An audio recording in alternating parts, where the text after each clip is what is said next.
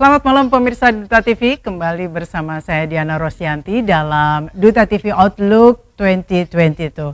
Kali ini istimewa karena tamu saya luar biasa yaitu Prof. Renat Kasali yang saat ini sudah bergabung bersama saya. Kita akan sapa beliau. Selamat malam Prof. Renat. Selamat malam Ibu Diana, apa kabar? Alhamdulillah baik, dan memasuki 2022 kita tentunya harus optimis, sebagian juga sudah mengobarkan semangat optimis, tapi tentunya optimis yang harus terukur pastinya. Prof, mungkin ada saran agar optimis terukur, termasuk hal-hal apa saja yang harus diperhatikan, terutama ketika kita akan mengembangkan bisnis ataupun juga memulai bisnis kita. Ya, tentu pertama Diana sebagai pengusaha atau eksekutif, saya kira kita harus memiliki lebih punya gut gitu ya terhadap hari esok. Pepatah mengatakan hope and action for today is the strength for tomorrow. Ya, jadi manusia yang mempunyai harapan, yang berharap, yang bertindak pada hari ini itu adalah kekuatan di hari esok. Ya, hari ini jungkir balik, naik turun. Tapi di masa lalu kita juga punya surplus, tabungan harus digunakan. Jangan terlambat, jangan menunggu pandemi berakhir. Walaupun sekarang sudah ada tanda-tanda akan berakhir, begitu ya, sudah berkurang, sudah mereda, tetapi bukan berarti sudah tuntas. Nah, oleh karena itu jangan berhenti lakukan investasi di masa sulit, karena begitu selesai dunia sudah berubah. Dunia sudah berubah, karena hari ini saja berubah. Jadi shifting ini akan terjadi terus-menerus dan akan berakibat sangat besar. Dan sebagian orang menjadi lebih kreatif. Sementara perusahaan kita, orang-orang lama yang punya uang ini, orang-orangnya semakin tua. Saya saja semakin tua, oleh karena itu saya harus memberi mainan pada anak saya. Jadi kita harus mempersiapkan sesuatu yang baru untuk anak-anak kita, untuk generasi baru, cara baru, jangan menunggu sampai berakhir. Oke, Prof, kalau pemirsa juga mau nyimak catatan-catatan yang diberikan atau disampaikan oleh Prof. Renat, termasuk juga dalam YouTube-nya, itu YouTube Profesor Renat Kasali. Anda mungkin bisa melihat banyak hal yang sudah dicatat ketika dari awal tahun 2021, pertengahan dan juga menuju akhir. Apa hal-hal yang sudah disampaikan termasuk terkait pertumbuhan dan juga inflasi yang akhirnya catatan-catatan itu terbukti ketika kita memasuki tahun 2022 ini? Ya, pada awal tahun 2021 saya mengatakan yang paling enak itu main saham di masa pandemi. Dan terbukti ternyata influx 3,7 juta orang masuk, sekarang ada 6,7 juta investor di pasar modal, dan mostly itu adalah investor retail. Dan ternyata cari uang di pasar modal lebih enak daripada taruh uang di bank, begitu ya, bunganya semakin kecil, tapi main di bank, main di saham, saya kira banyak yang menarik di sana, ya, itu pertama. Nah, tahun ini tentu situasinya sudah berbeda. Saya coba lihat data-data, ternyata ada ahli yang disebut namanya numerologis. Numerologis ini ahli yang melihat dari angka. Jadi berbeda dengan ahli Feng Shui, begitu ya, kalau kita mengatakan ini juga ada sainsnya, begitu ya. Jadi ada angka 2 yang banyak, 2022, duanya banyak sekali, begitu ya. Itu menandakan hidupnya berpasang-pasangan. Pasang-pasangan antara apa? Berpasang-pasangan antara harapan dengan resiko, begitu. Pasang-pasangan antara naik ke atas dan ngos-ngosan. Kalau kita naik tangga, kita pasti ngos-ngosan. Tapi kan itu bertanda kita lagi naik ke atas, begitu ya. Nah, terkait dengan itu, ada satu yang sedang menarik sekali yang sudah saya sampaikan di akhir tahun dan awal tahun langsung terjadi. Apa itu? Yaitu hubungan antara inflasi dengan growth. Jadi kalau kita pernah sekolah, kita tahu bahwa kawannya pertumbuhan itu selalu adalah inflasi, ya. Pertumbuhan ekonomi di mana-mana, apalagi pertumbuhan ekonomi yang mengagetkan, dari tadinya kita resesi, Presiden sudah mengumumkan angkanya sudah 7% kalau tidak salah, pertumbuhan ekonomi kita, itu pasti ada inflasinya, ya, pasti ada, apalagi selama ini supply-nya ditahan, ya, orang tidak bekerja, harus di rumah dan sebagainya. Akan terjadi namanya supply shock, sudah terjadi, kontainer susah, tiba-tiba permintaan mulai naik, orang kembali bekerja, orang kembali konsumsi. Nah, tahun 2022 ini penyebabnya adalah energi, ya. Masih ingat pidato Presiden Jokowi di COP26 di Calgary belum lama ini, beliau mendukung green economy, supaya kita mulai menghentikan produksi yang disebut dengan dirty energy yang dibuat dari fossil fuel, kita lebih menghormati climate change ya. Nah, saudara-saudara, apa yang terjadi? Yang terjadi hari ini adalah terjadi transisi besar-besaran dari old energy ke new energy. Oke, ini penjelasannya ya. Dari old energy ke new energy ini berarti kita memerlukan investasi baru. Investasi baru apa? Kita harus invest dalam tambang-tambang yang baru. Tambang yang baru itu apa? Tambang bagi dunia ya. Tambang yang atau energi yang akan dipersepsikan menghasilkan barang-barang yang disebut green products. Nah, green products itu ada di Kalimantan Utara, atau green energy ada di Kalimantan Utara, air terjun ya. Air terjun itu adalah green ya, green energy. Kemudian solar cell itu green energy ya. Mobil listrik itu green energy. Tapi untuk menghasilkan ini diperlukan tambang. Tambangnya apa? Tambangnya adalah aluminium, copper ya, tembaga ya, lithium dan sebagainya untuk menghasilkan baterai. Nah, ini bisa didapat kalau kita mendapatkan kemudahan nih tambang-tambang ini. Tetapi selama ini kita kemudian sudah pakai dirt energy. Dirt energy itu batu bara, fossil fuel seperti gas di tengah-tengah ya. Tetapi batu bara, minyak dan sebagainya di sini ya. Nah, begitu sekarang diumumkan kita akan masuk ke sini, Eropa akan produksi mobil listrik besar-besaran dan mobil berbasiskan minyak ini akan dihentikan, maka investasi yang di sini ini akan berkurang. Investasi berkurang. Padahal untuk mendapatkan batu bara, untuk mendapatkan tembaga, aluminium dan sebagainya di sini, ya kita untuk menghasilkan ini kita memerlukan di sini. Kita memerlukan energi untuk bikin. Kita memerlukan smelter, kita memerlukan bahan bakar dan sebagainya supaya bisa ke sini. Nah, apa yang terjadi? Yang terjadi di sini ditahan, investasinya tidak datang, ya, supply-nya berkurang. Cina sudah mengurangkan 60% dari produksinya demi dia patuh kepada energi yang bersih. Kemudian pasokan dunia juga dia tahan. Dia tidak lagi jual itu produk-produk itu ke dunia, dia tidak juga serap. Nah, akibatnya di sini supply-nya berkurang. Nah, harganya naik kan? Harganya naik di sini. Tetapi yang di sini tidak dapat energi, tidak bisa dibuat. Ini belum jadi. Akibatnya di sini harganya mahal, batu bara semakin mahal, kemudian fossil fuel semakin mahal, tapi investasinya tertahan, tidak ada, supply-nya turun, harga jadi semakin mahal, dan akibatnya yang di sini yang mau dikembangkan juga ikut-ikutan jadi mahal, ikut-ikutan tidak penuh. Apa akibatnya semua? Inilah yang disebut dengan greenflation, ya, bukan hanya sekedar inflasi, tetapi greenflation.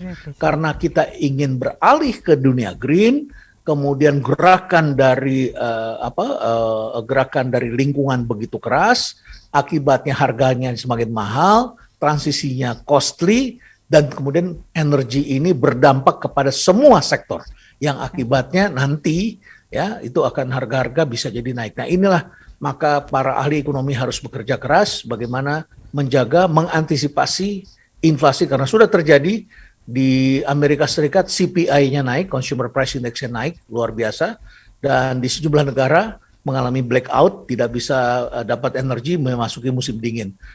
Kenaikan harga sudah terjadi seperti bulan Oktober. Bulan Oktober itu kenaikan harga batu bara, aluminium, tembaga dan sebagainya, lithium dan sebagainya itu naik bulan Oktober, dan sekarang Desember, mulai tanggal 15 Desember harganya mulai bergerak lagi naik. Setelah turun dia naik lagi sekarang ke atas begitu. So, ini akan berdampak pada sektor-sektor yang lain karena energi berdampak luas. Demikian Bu Diana. Oke, kalau kita tarik ke Kalimantan, ini akan lebih spesifik lagi dan paling terdampak sekali saya lihat karena PAD di Kalimantan juga Kalimantan Selatan khususnya ini kan memang besarnya adalah dari batu bara ini. Nah, ketika ada kondisi-kondisi seperti yang tadi Prof katakan bahwa ada yang belum siap untuk sebagai penggantinya karena masih proses, satu sisi PAD masih mengandalkan kepada batu bara ini, termasuk juga perusahaan-perusahaan besarnya adalah di sana. Solusi sementara sebelum mungkin akhirnya didirikan apa yang disarankan di perusahaan-perusahaan atau yang lain-lainnya, itu harus bagaimana? Ya, batu bara besar sekali dari segi nilai, tapi pemainnya tidak terlalu banyak, gitu ya. Tapi berdampak ekonominya sangat besar karena mereka mempunyai pegawai dan orang-orang yang hidup sebagai vendor cukup banyak begitu ya. Nah, oleh karena itu memang harus hati-hati kita melihatnya bahwa ini adalah masa transisi. Para ahli sudah melihat ini adalah shock ini akan terjadi dalam jangka pendek. Jangka pendek itu 2 tahun, 4 tahun. Tapi jangan lupa, shock itu bisa berakibat mati bagi yang lain. Jadi terjadi pelan-pelan tapi bisa mengakibatkan kematian pada akhirnya. Nah, dalam 2-4 tahun ke depan kita masih bisa menikmati batu bara karena pemerintah sudah mengatakan tidak boleh diekspor tetapi dijualnya kepada PLN karena pasokannya sudah mulai menipis di dalam negeri. Ya, sehingga kemudian marketnya masih ada di PLN, hanya saja kemungkinan besar harganya memang harus mengikuti harga yang ditentukan oleh pemerintah. Itu yang pertama. Ya. Nah, jadi itu yang pertama. Yang kedua, kepada mereka yang punya uang di batu bara, saya ingatkan jangan terus-menerus memperbesar di sana saja, tetapi pikirkan masa depan. Ya, masa depan itu akan berpindah dan saya lihat di sejumlah kota-kota di Kalimantan sudah terjadi perubahan yang mendasar dibandingkan 20 tahun yang lalu. Industrinya sudah mulai masuk ke jasa, perdagangan, ya, dan lain sebagainya. Saya kira akan banyak muncul sektor-sektor baru yang menarik. Jadi saudara-saudara bisa reinvest ya, untuk ke dalam sektor-sektor yang baru. Tapi sektor-sektor yang baru ini kalau tidak dikenali juga berisiko. Jadi pilihannya adalah kolaborasi, bekerja sama, chip in di tempat lain, atau saudara membangun sendiri tetapi beresiko begitu ya, karena era baru ini berbeda sekali dengan era pada waktu saudara-saudara memulai usaha dulu. Kompetisinya juga berbeda sama sekali. Jadi jangan menaruh telur di satu keranjang. Ini adalah petuah lama yang saya kira perlu kita renungkan kembali. Oke, jangan menaruh telur di satu keranjang dan mulailah untuk melihat peluang-peluang lain. Seperti apa peluang yang mungkin bisa disarankan oleh Prof. Renat tadi, apakah dibangun sendiri ataupun kolaborasi? Kita akan bahas sesaat lagi, masih di Outlook 2022 di Duta TV.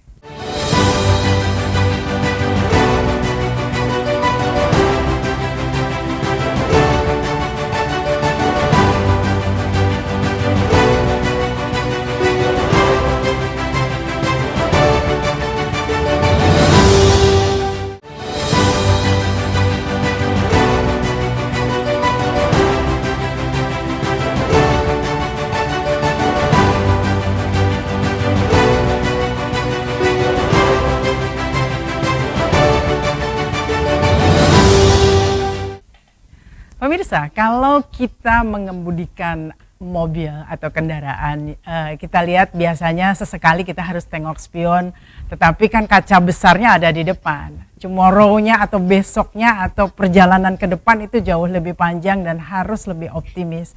Sesekali saja kita melihat spion kita.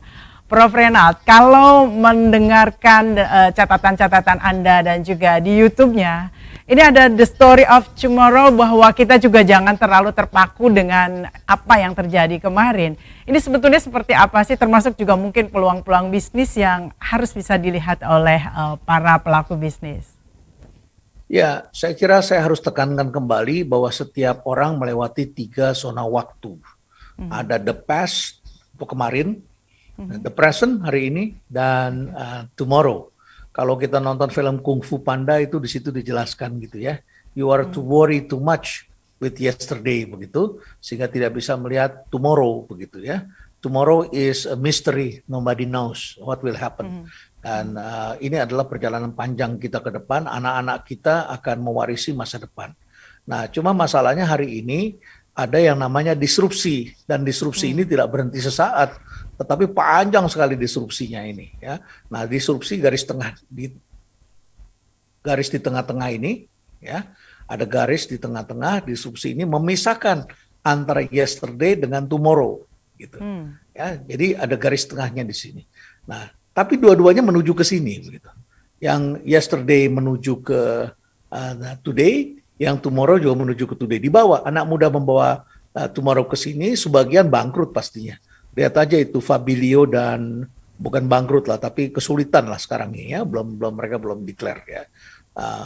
Fabilio yang mencoba men-startupkan furniture begitu ya, dengan high cost kondisinya dibawa ke sini. Tentu dengan yang lain-lain yang dengan teknologi digital bawa ke sini semua. Yang kemarin orang-orang lama kita ini, generasi kita ini bawa juga ya sejarah kita kemarin.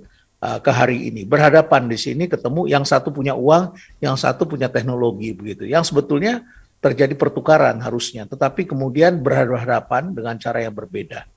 Nah, jadi ada dua di sini, the story of yesterday dan the story of tomorrow berhadapan-hadapan. Nah, sekarang persoalannya adalah kita biasanya terbelenggu dengan historical, ya.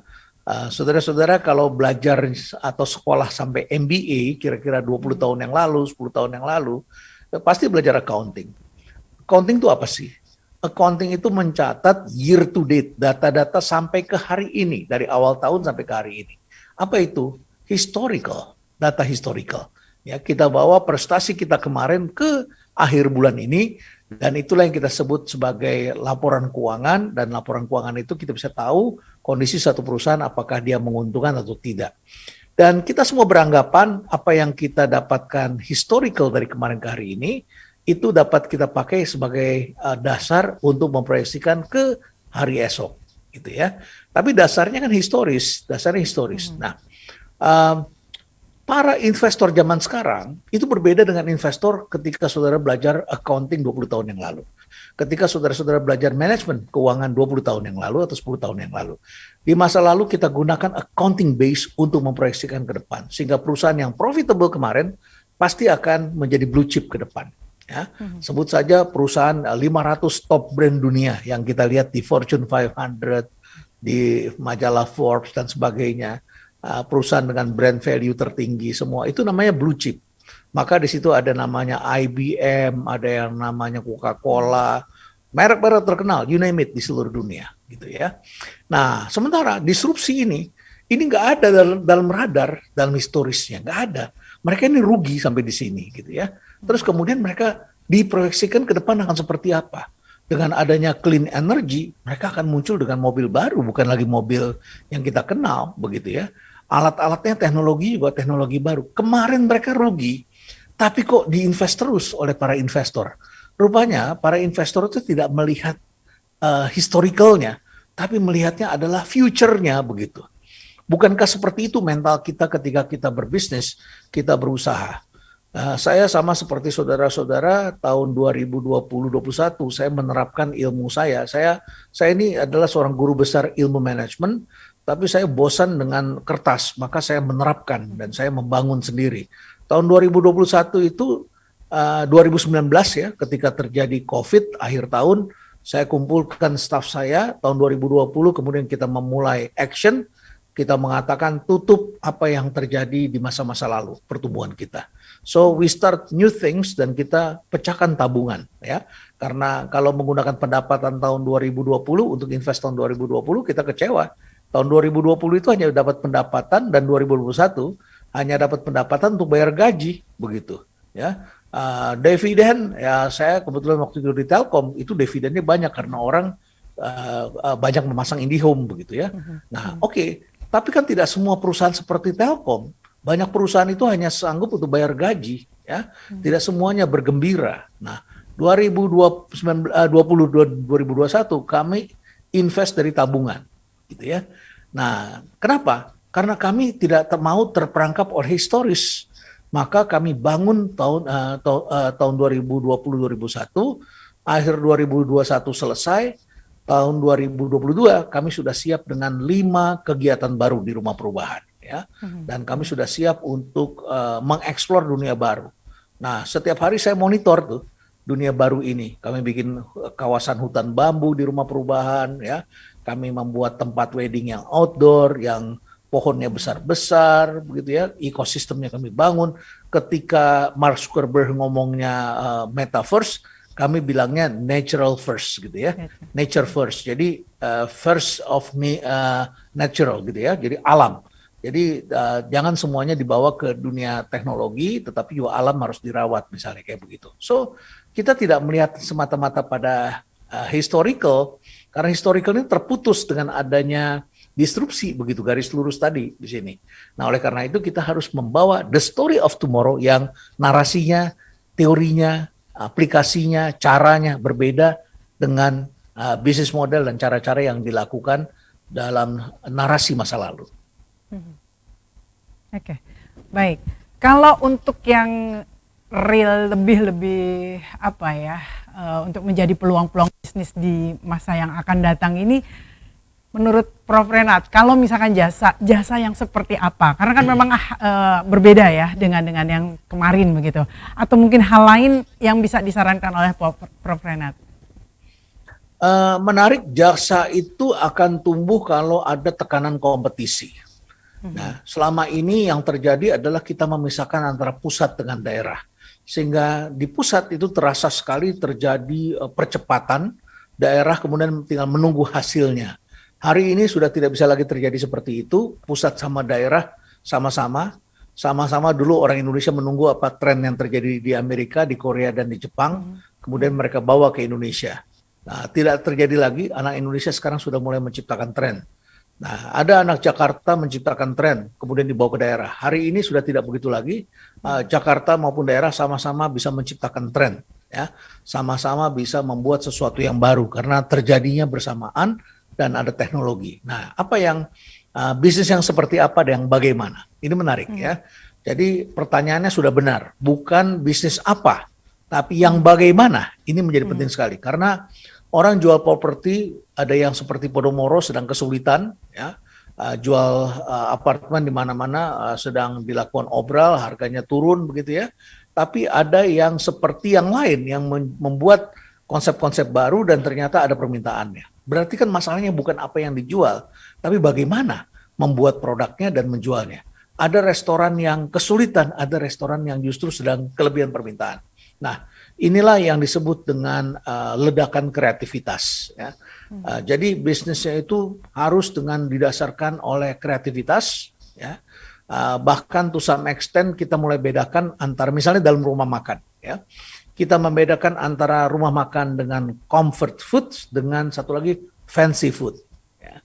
Fancy food ini yang goyang nih karena dan di sini menentukan kreativitas. Di sini kalau misalnya kita makan di Kalimantan tuh makan ikan patin, makan nasi uduk, bakso. This is comfort food. Tidak pernah lekang oleh waktu. Setiap saat orang pengen makan nasi uduk, pengen makan mie celor, empek-empek, bakso, nasi kuning, you name it. Ya, makanan lokal yang kaya di sini orang tetap suka, gitu ya. Itu comfort. Di sini fancy. Kalau di fancy food pakemnya adalah tidak boleh punya kesetiaan pada produknya harus diganti terus, harus diciptakan terus karena setiap berapa tahun sekali itu seleranya berubah, caranya berubah. Nah, bisnis yang bagaimana? Bisnis yang dibuat dan dibangun dengan kreativitas, misalnya gini ya, kami membuka tempat baru di sini namanya Rumah Perubahan Place, RP Place gitu ya. Dan setelah datang orang semua nanya, Pak kok nggak ada makan? Saya mau makan di sini, restorannya mana? Nah, terpikirlah kami buka restoran. Ada satu anak muda datang ke sini, dia punya restoran, dia bikin di Bandung dan saya diminta untuk lihat, saya diminta untuk jadi pemegang sahamnya. Dan akhirnya saya setuju, saya beli share kecil saja hanya sekitar 7%. Jadi rupanya 51% dimiliki oleh mereka berenam, tetapi 49% lainnya dijual kepada 7 orang, masing-masing menjadi dapat 7% gitu kan ya. Nah, terus saya tanya, kenapa Anda datang ke saya? Pak, kalau uang aja gampang, kami bisa ambil di bank, bunga itu rendah Pak. Kami bisa pinjam uang dari bank. Bisa minta ke bank syariah juga bagi hasil, bisa Pak ya. Tapi kami carinya partner. Kenapa kami cari partner? Karena Bapak pasti akan cerita sama orang-orang, akan bilang, makan yuk di restoran gue, ya. Nah, terus saya bilang, kamu tahu aja kayak begitu. Iya, kan Pak Renald temennya banyak. Nggak mungkin lah Pak Renald nggak ngajak temennya ke tempat kami. Jadi rame. Dan benar saja, begitu datang, saya rapat komisaris di kota itu, saya ajak kawan-kawan saya semua rapatnya di tempat itu. Cobain yuk, saya bilang. Dan kawan-kawan saya bawa kawan-kawannya lagi. Akhirnya tempat itu jadi ramai. Itu kan kreativitas ya. Terus kemudian apa yang lagi yang dia bangun di situ? Dia tunjukin sama saya. Pak, saya bikin tempat buat konser di sini, buat orang gelar musik. Nggak banyak-banyak Pak, cuma buat 100 orang aja. Tapi orang rindu untuk melihat seperti ini. Oh, terus gimana? Ya ini bisa dilihat dari tempatnya dari jauh, orang berjauh-jauhan, di tengah-tengah kami bikin ada satu lingkaran begitu ya.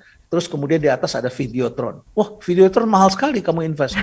Enggak Pak, itu punya orang dia nitip barang di sini daripada dia taruh di luar di gudangnya dia, mendingan ditaruh di sini.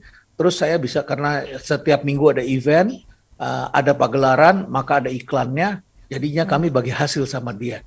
Jadi orang berpikir kami punya Videotron banyak, kami kaya, padahal itu titipan orang, dipasangnya di sini, iklannya bisa ditaruh, kami dapat uang. Kemudian mereka bikin story, ya, mereka bikin story.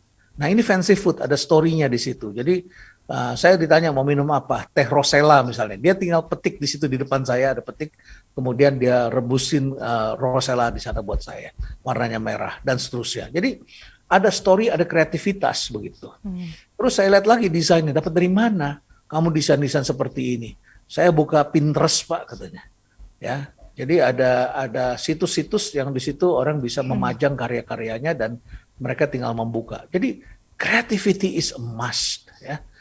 Dan ternyata ini sekarang berimbas ke comfort food gitu. Ya, comfort food orang tidak ingin hanya makan saja, tapi juga ingin di situ ada tempat mereka untuk selfie, tempat mereka untuk bikin event dan lain sebagainya. So creativity is a challenge. Kira-kira begitu.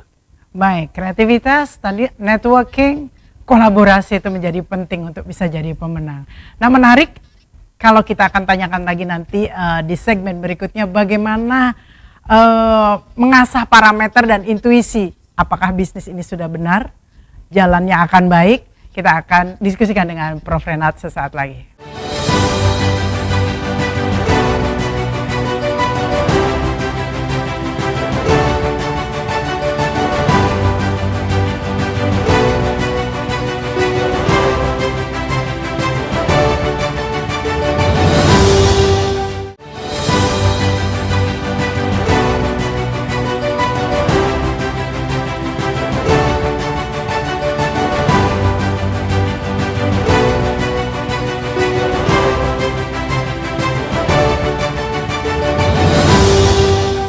Pemirsa, kreativitas itu menjadi boleh dikata hal yang harus kita punya ketika kita menjalankan bisnis, apalagi di era seperti sekarang.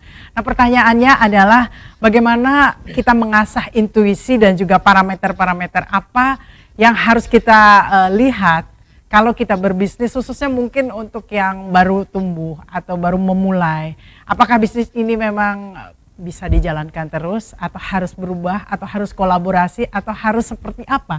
Itu seperti apa, Prof? Jadi saya mempelajari mengapa perusahaan-perusahaan mati atau mengapa orang mati selama pandemi ya. Jawabnya adalah uncertainty, ketidakpastian. Ya. Di awal pandemi sebelum korban nomor 1 muncul COVID-19, saya terlebih dahulu mengalami duka yang besar karena pengemudi keluarga kami, pengemudi yang biasa bawa saya itu meninggal dunia. Dan setelah terjadi korban nomor 1 dan sebulan 2 bulan kemudian saya baca data-datanya, apa kata rumah sakit begitu dimakamkan, saya baca datanya, 2 bulan kemudian saya review, ternyata itu adalah COVID-19. Dokter saja tidak tahu bahwa itu COVID. Ya, dokter mengatakan supir saya itu kena TBC dan kemudian juga diabetes. Padahal dia adalah lelaki yang berkasa, punya keluarga bahkan bukan cuma 1, dia punya 2 keluarga, begitu ya. Kemudian dia juga tidak pernah TBC, dia membawa keluarga saya selebih dari 10 tahun, begitu. Jadi kami menghadapi uncertainty, kematian itu terjadi karena uncertainty. Hari ini sudah ada sekitar 5,44 juta orang yang menjadi korban dari COVID-19, kematian yang menurut data resmi dari WHO. Indonesia sendiri sekitar 144.000 per hari ini yang sudah dipanggil sejak awal COVID-19. Jadi kematian itu termasuk perusahaan-perusahaan itu adalah terjadi karena uncertainty. Nah, bagaimana kita mengasahnya? Yang pertama, kalau kita tidak ingin mengalami kematian, tentu kita harus menghadapinya dengan pengetahuan. Ya, jadi jangan abaikan pengetahuan. Hari ini banyak sekali orang yang benci dengan pengetahuan. Bahkan muncul istilah the death of expertise. Makanya pembincangan tentang vaksin ribut, tentang bumi ini bulat ribut, gitu ya. Karena banyak orang yang men-challenge ilmu pengetahuan, ya, dengan menggunakan pendekatan-pendekatan common sense, ya, yang tidak make sense begitu kadang-kadang, gitu ya. Banyak orang yang percaya pada hoax. banyak orang yang terbelenggu dengan hoax. Menurut saya kita bisa survive kalau kita menggunakan pengetahuan. Jadi kalau buka YouTube channel, jangan hanya buka yang hiburan-hiburan saja. Jangan hanya selalu menghibur diri dengan berita-berita yang menyenangkan diri sendiri. Jangan hanya mencari gosip saja, ya. Tapi carilah pengetahuan, karena di dunia maya ini pengetahuan banyak sekali. Gunakanlah bahasa Inggris. Jangan hanya selalu menggunakan Google Translate, ya. Saya pernah berdebat dengan seseorang yang dipuja-puji di media. Dan setelah saya baca, dia selalu bacanya bahasa Inggrisnya pakai Google Translate, ya, dan sudah gitu referensinya hanya satu, sehingga akibatnya salah melulu. Tetapi dia bisa mempengaruhi banyak orang begitu. Karena apa? Karena dia tidak menghargai pengetahuan. Karena masyarakatnya tidak menghargai pengetahuan. Supaya bisa survive, setiap orang harus menghargai pengetahuan. Jadi dokter pada waktu itu juga banyak yang tidak berpengetahuan menghadapi COVID-19. Ya. Kita sebagai pengusaha pun juga tidak berpengetahuan mengenai bagaimana menghadapi situasi. Nah, jadi yang pertama pengetahuan. Yang kedua, kita harus belajar dari sejarah. Jadi pelajaran dari COVID-19 ini, kita perlu mempelajari pandemi-pandemi yang terjadi 100 tahun yang lalu, 150 tahun yang lalu. Dan tidak ada manusia yang hidup sekarang ini mengalami peristiwa 100 atau 150 tahun yang lalu.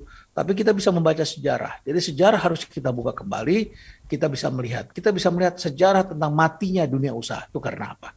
Jadi yang pertama adalah pengetahuan, yang kedua adalah sejarah. Ini penting sekali, ya. Yang ketiga, kita harus berani eksplorasi secara kecil-kecilan, ya. Eksplorasi itu apa? Menguji pengetahuan tadi, menguji informasi tadi dengan menaruh kaki kita sedikit-sedikit ke depan. Jadi jangan hanya exploit. Kalau eksploitasi itu berarti kita hanya melakukan hal yang sama yang kita ketahui bertahun-tahun. Itu terus yang kita jalankan. Padahal dunia berubah. Nah, ketika berubah, ini ada ketidakpastian di depan. Nah, bagaimana menghadapi ketidakpastian? Taruh kaki kita perlahan-lahan sedikit di situ. Jangan taruh uang kita semuanya di sana, jangan invest langsung besar di sana. Tapi sensing, baca keadaan, lakukan sesuatu. Anda pikir saya tidak mengalami kegagalan? Saya mengalami kegagalan karena eksplorasi. Tapi eksplorasi itu kan seperti manusia menuju planet Mars atau manusia menuju bulan. Apollo itu baru Apollo kesekian yang tidak meledak dan bisa mendarat dan kemudian astronotnya kembali ke bumi, begitu Apollo 11 kalau tidak salah, ya, kembali ke bumi dengan selamat. Nah, ini perlu eksplorasi, itu memang perlu perjuangan. Saya ketika di awal pandemi, saya mengasah dan saya belajar ekspor. Berhasil, tapi hanya berhasil beberapa kali begitu. Setelah itu terjadi perubahan lagi. Peraturan, ketentuan, orang yang bekerja sama dengan kami berubah. Akhirnya saya merasa, ini menguntungkan, tetapi kami tidak luck di situ, kami tidak cocok di sana. Jadi saya menarik diri misalnya gitu, ya. Jadi kita eksplorasi sampai nanti kita menemukan. Setiap orang itu menantikan momennya sampai dia menemukan itu berhasil. Anda usaha batu bara dulu, berapa banyak orang yang gagal, berapa banyak orang yang dulu ketika mencari, menunggu momen sampai harganya bagus, permintaannya bagus, tiba-tiba meledak. Sementara ada orang yang tidak tahan, kemudian sudah menjual dan dia masuk tidak pada waktu yang tepat, begitu, ya. Sama Anda jadi pengusaha restoran, ya, bertahun-tahun Anda coba kurang berhasil. Tapi suatu ketika karena Anda explore, Anda cari cara, ya. Oh, pintunya nggak cocok, terlalu sempit. Oh, lokasinya kami salah, kami cari lokasi yang hooknya lebih baik. Oh, lampunya kurang terang, kita bikin lebih terang. Oh, makanannya salah, oh kita bikin ini. Oh, chefnya kurang bagus, kita cari chef yang lebih bagus. Oh, temanya kurang tepat, konsepnya kurang baik, kita bikin lagi. Sampai satu ketika meledak tuh, ya. Dan semua orang tiba-tiba ingin ke sini, ingin makan di sini. Dan kemudian kita menikmati selama bertahun-tahun seperti bebek tepi sawah di Bali, ya, dan lain sebagainya. Itu mereka dapat momentumnya setelah mereka coba beberapa waktu kemudian dan memperbaiki, membuat situasinya atau kondisi di tempatnya lebih baik. Jadi cara mengasahnya antara adalah dengan tadi kita hindari ketidakpastian dengan pengetahuan, tahu sejarah, kemudian kita explore dengan kecerdasan-kecerdasan baru dan gunakan cara-cara baru. Cari partner baru, gunakan kreativitas, sehingga kemudian kita bisa tepat mendapatkannya. Oke, jangan malas untuk belajar, mengamati dan terus mengasahnya. Baik, Prof, kalau kita melihat di kondisi sekarang, kondisi pandemi, itu kan orang-orang cerdas katanya itu memang orang yang selalu melihat peluang di kondisi yang sebagian besar orang melihatnya ini adalah kondisi yang sulit. Di antaranya mereka akan berbisnis, mungkin tadi berbisnis alat kesehatan, berbisnis obat-obatan, vitamin dan lain sebagainya. Sisi lain mungkin mereka menjadi pemenang, tapi ada kondisi juga katanya mereka menyusahkan orang lain. Banyak hal dan banyak catatan, termasuk mungkin bisnis-bisnis sekarang ini hotel untuk karantina, karena kan pemerintah menetapkan sekarang dari 10 jadi 14 hari lagi. Nah, orang mengatakan itu adalah bisnis. Menurut Prof seperti apa ini? Ya, bisnis itu ada yang mengikuti hype, ya. Bisnis itu ada yang mengikuti hype. Jadi ada yang mengatakan kalau mau berbisnis jangan terlalu setia sama produk katanya, ya. Jadi produk itu bisa berubah dari masa ke masa. Tapi bukan hanya produk, caranya juga bisa berubah dari masa ke masa. Kalau kita sudah punya rumah sakit, ya tidak mudah jualnya. Pada saat yang bersamaan semua orang mau jual misalnya, ya. Tapi kita bisa memanfaatkan hype, ya, asal kita tahan gitu ya. Jadi jangan seperti misalnya produk di bawah BUMD. Lihat misalnya apa yang terjadi dengan Ancol begitu ya. Tiba-tiba sekarang di Ancol itu kemarin saya dengar di televisi manajernya mengatakan setiap bulan ada atau tidak ada kegiatan mereka spendingnya 44 miliar setiap bulan. Besar sekali saya bilang 44 miliar. Berarti tidak diperlukan manajer di sana ya. Nah, kalau kita memerlukan manajer ketika hype-nya sedang turun karena tidak boleh buka, maka cost-nya harus kita hemat. Listrik, ya kita tidak perlu pakai seperti itu, kita kembalikan karena kita punya pengetahuan listrik ini selama 2 tahun tidak dipakai, jadi listrik kita kurangi besar-besaran ya. Kemudian pegawai, bagaimana caranya hubungan kita dengan pegawai selama masa sulit ini?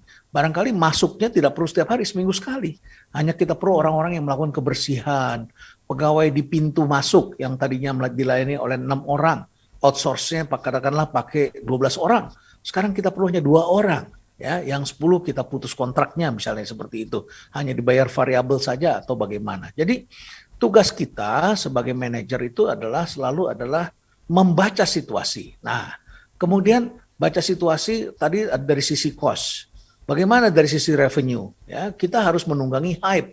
Hype itu apa ya? Hype itu tren yang sedang naik tinggi sekali gitu ya.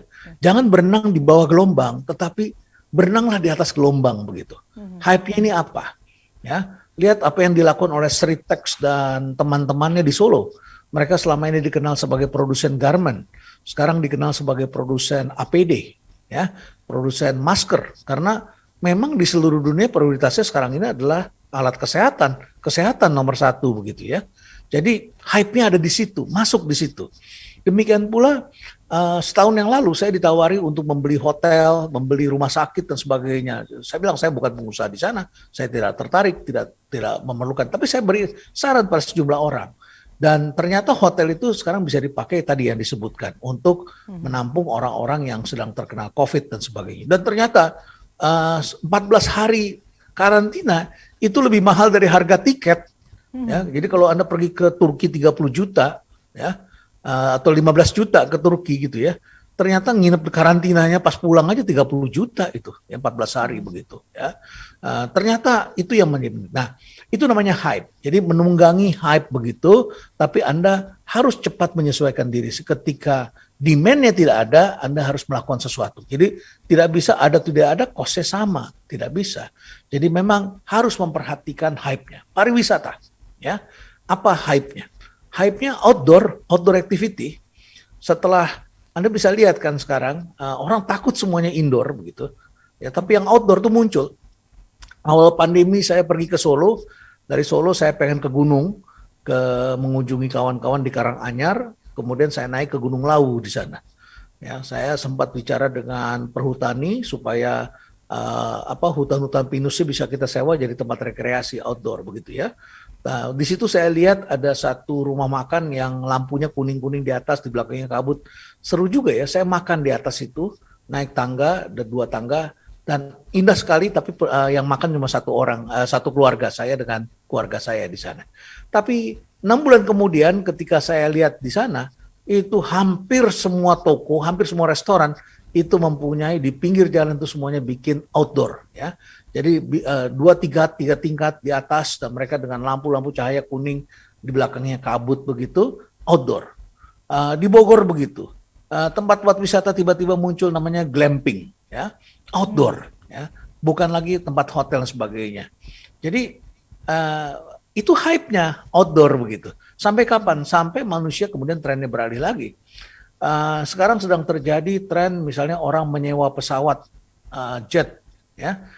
Jadi private jet itu sewa dan penjualannya naik sekali saat ini karena orang ingin private suasananya. Karena menengah ke atas lakukan itu. Nah, jadi bagaimana mengasahnya lagi-lagi adalah tadi explore dan kemudian melihat hype tadi. Jadi jangan berenang di bawah gelombang. Oke, baik. Prof, apa pendapat Prof kalau tadi mendengarkan penjelasan itu soal definisi sukses? Kalau dulu kan namanya sukses, apalagi di dalam bisnis, sukses adalah dia yang bisa menguatkan brandnya, perusahaannya terus tumbuh dan membesar. Satu sisi ada peluang-peluang yang, ya tadi, ada peluang-peluang yang hype, yang dimana orang itu ya hanya melihat peluang, dia tahu juga itu akan sesaat.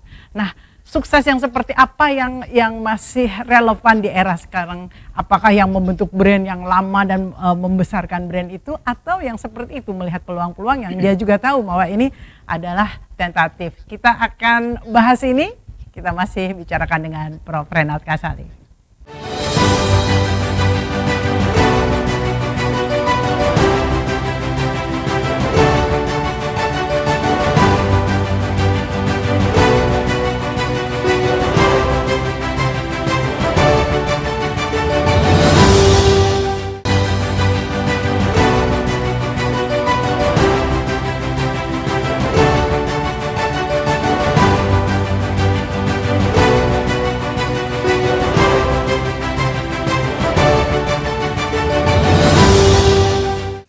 Oke, pemirsa, masih dengan Prof. Renald Kasali. Kita ingin saran dari Prof. Renald terkait definisi sukses. Orang dulu sukses itu ada mimpi besar, ada plan.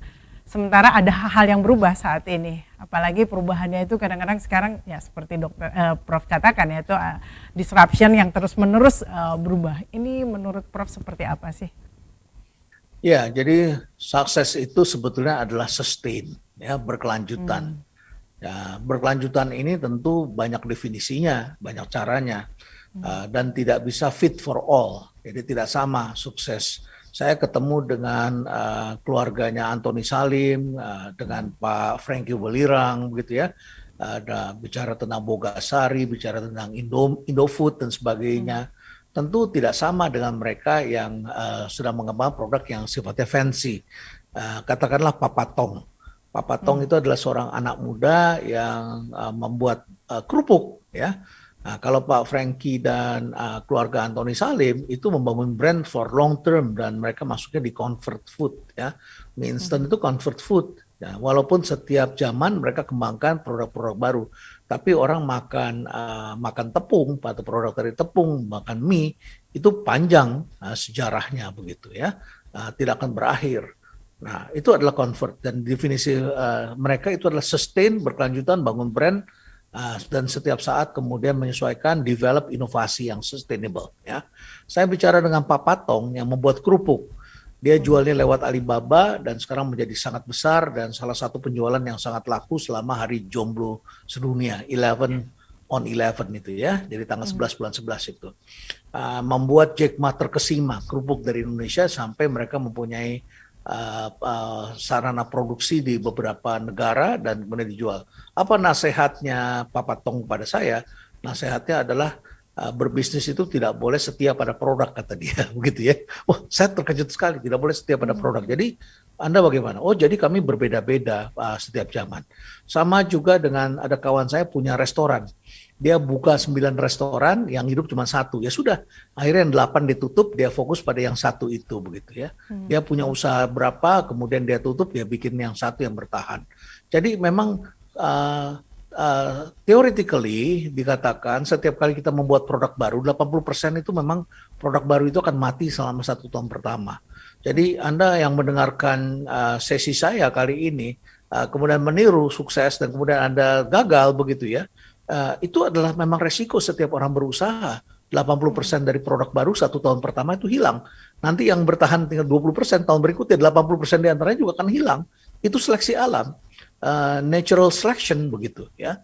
Nah sekarang tinggal kita tambahkan pengetahuan, tambahan kewirausahaan, tambahkan kemauan beradaptasi untuk hidup begitu. Nah itu yang kita mesti beri warna, kita blend pada produk kita. Pilihannya ada 2 tadi, pilihan modelnya Papa Tong, tidak setiap pada produk ya.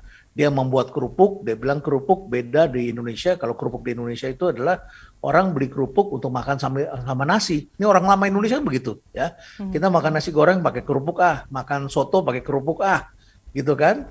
Nah, tapi kalau di Tiongkok itu tidak dikenal makan cara begitu. Dia bikinnya snack begitu. Dia bikin snack dan snacknya setiap zaman lain-lain begitu. Dia sesuaikan. Nah, itu kalau kita masuk di fancy memang seperti itu. Salah satu produk yang fancy akan menjadi convert, menjadi terbiasa karena berhasil membentuk perilaku. Nah, terakhir ada istilah yang banyak dikutip anak-anak muda yang diambil dari para motivator, tapi menurut saya banyak motivator yang salah menerjemahkan dan banyak pengusaha anak muda ini yang salah menerjemahkan, yaitu passion.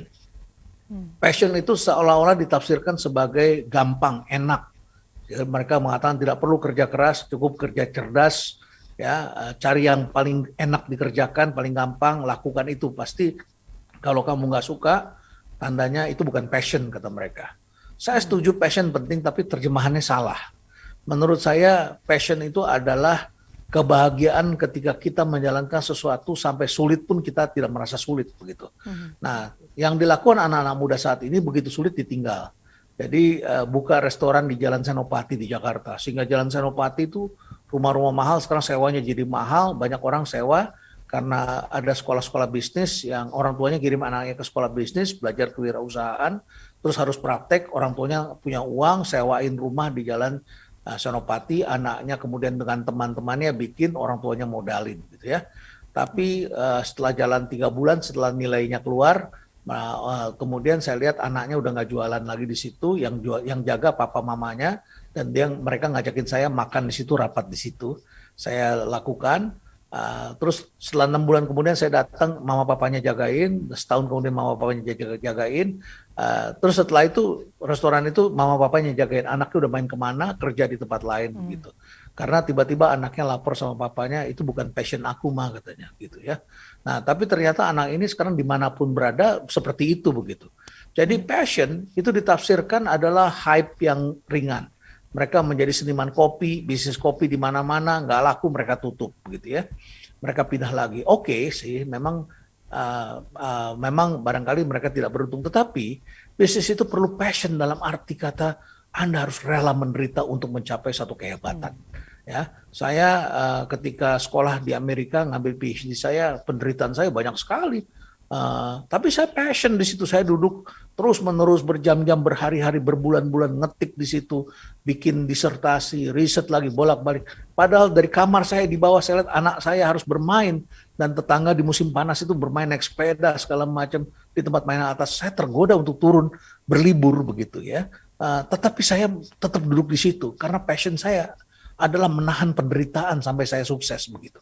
Nah jadi sekali lagi, passion ini adalah bukan enak-enakan, passion ini adalah kerelaan untuk menghadapi penderitaan dan kesulitan, which is di dalamnya adalah hard work ya.